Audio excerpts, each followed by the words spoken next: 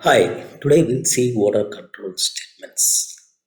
The control statements are basically, if you'd see, decision making statements. Okay, so for example, if you are at a junction, you can either go left, right, or straight, right, in a road junction. So you have to take a decision. Suppose you want to go to X place, you may have to take the right road. If you want to go to Y place, you take left road, or is that place you go straight road. So you have to take a call where you want to, based on where you want to go, you take the direction. So these are called decision making statements. So in programming also we have decision making situations where one piece of function may get executed based on the condition.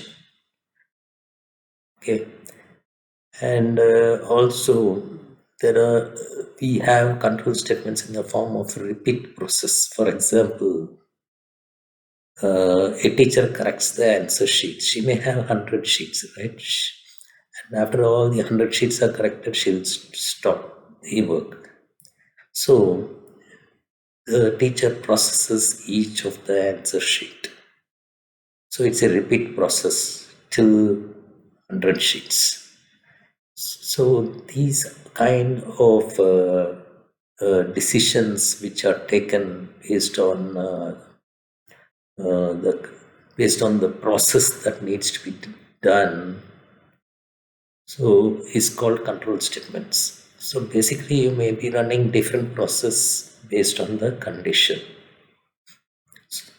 Okay, so that's the concept of control statement.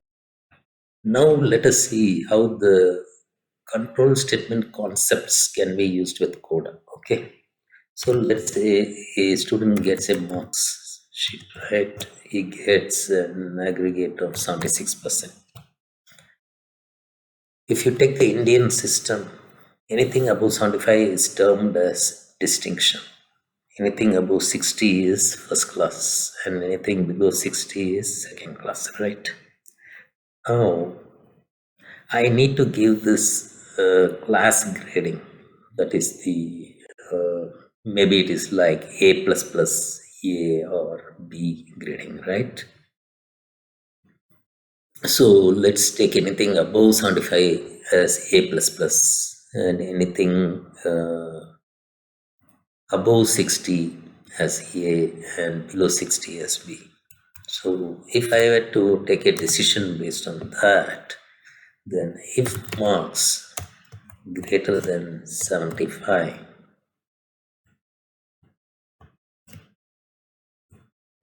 I'll have to print distinction. In the Indian terms, it is called distinction. Anything above 75 is distinction. So student passed with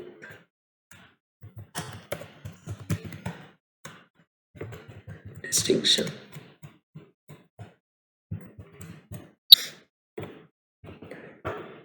Okay, and greater than or equal to 75.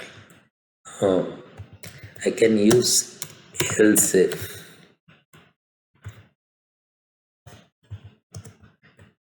marks greater than or equal to 60, and it is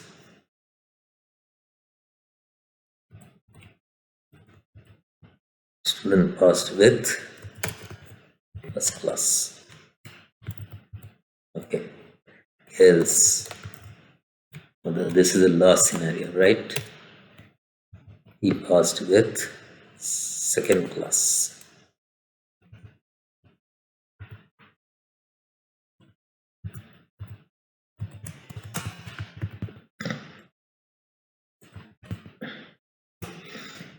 So now if I run node control, it will tell me distinction. Now let me change the marks, okay, to 60. Passed with first class. Now let's take 50. asked with second class. So here, if you see, based on the condition, different path is taken, right? The student is either given in distinction first class or second class. So the if, else if, and else helps in decision making process in the code. Now let's see one more statement called switch.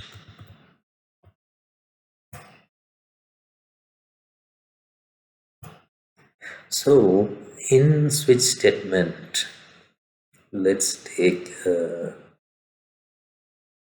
weekday. Okay. So a weekday you may have Monday, and let me say let weekday is equal to Tuesday. So you want to process a specific thing on Tuesday, right? So here console.log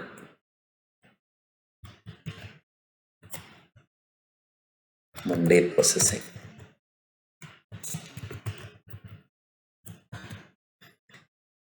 Now I may also have Tuesday processing.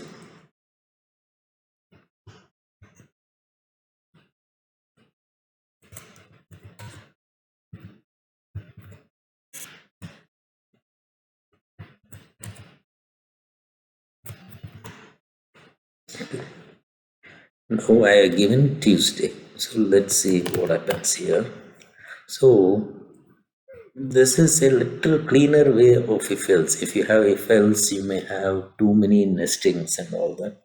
But switch gives a little more cleaner approach in some cases. Okay. Let me see. See, it says Tuesday processing. Now let me convert the weekday to Monday.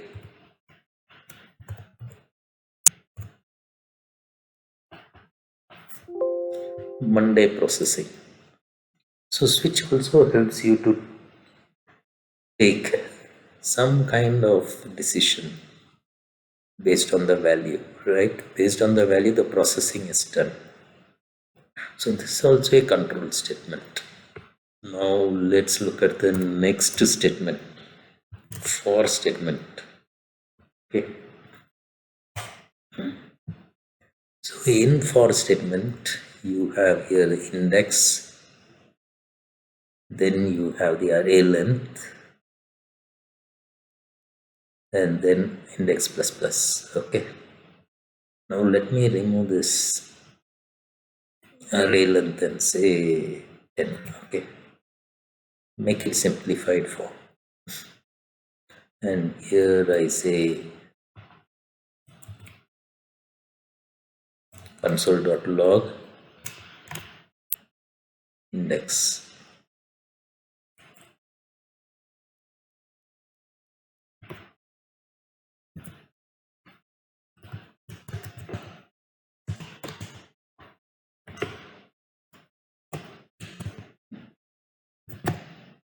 Okay. Now let's see what happens. So here you see the index is printed now 10 times, right? So it starts from 0, ends with 9, so it is totally 10 times. So you may repeat a process 10 times, and where is for loop? You suppose you are retrieving records, 10 records of employees. You want to process that 10 employees record, especially if they are managers, you want to do some special processing. So these 10 records will undergo the special processing. Okay. So here currently I have hard coded with 10, but it could be an array of records. Okay. Based on the array length, you can iterate it. The next is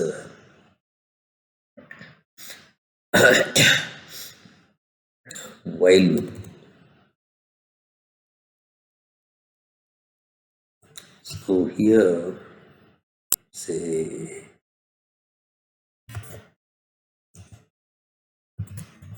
condition equal to true. Okay, while the condition is true, you want to iterate. Okay, let me put this uh, and count. Let me say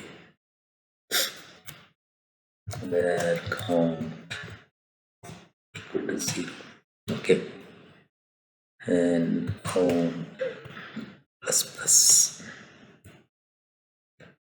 And I want to exit the loop when the count is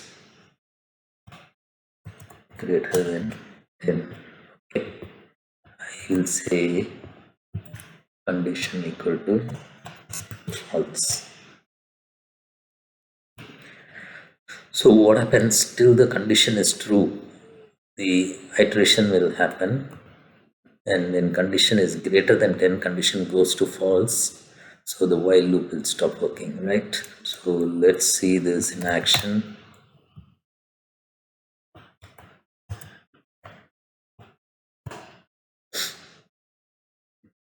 So how do I know whether it exited the loop, right?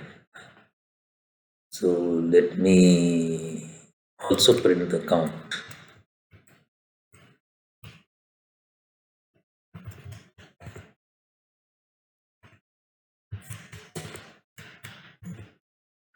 And also put a print here.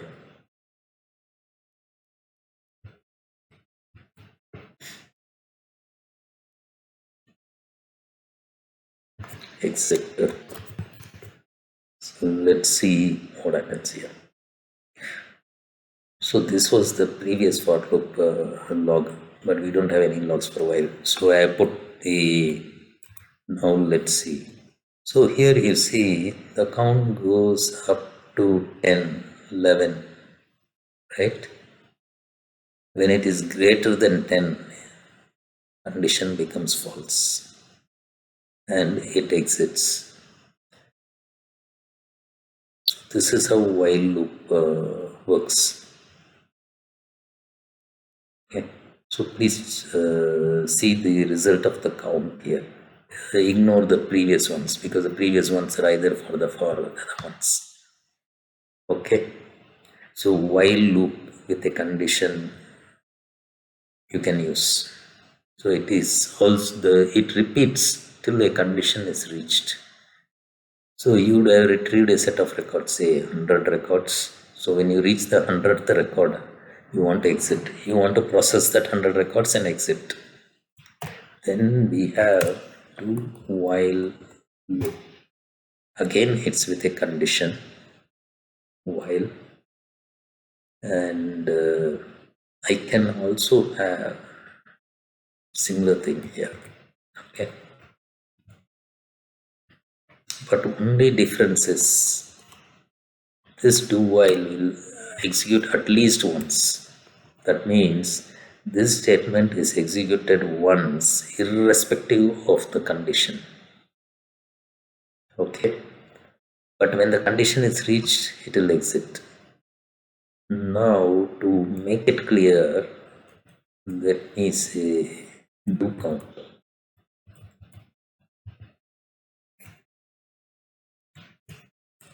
To make it clear, because there are so many logs now coming here, right? And do count greater than 10. We'll say condition is so. So here I will say instead of the if statement, while do count less than 10. Okay, so this will loop through at least 10 times, right? So let me clear this. So I didn't let me put do count here.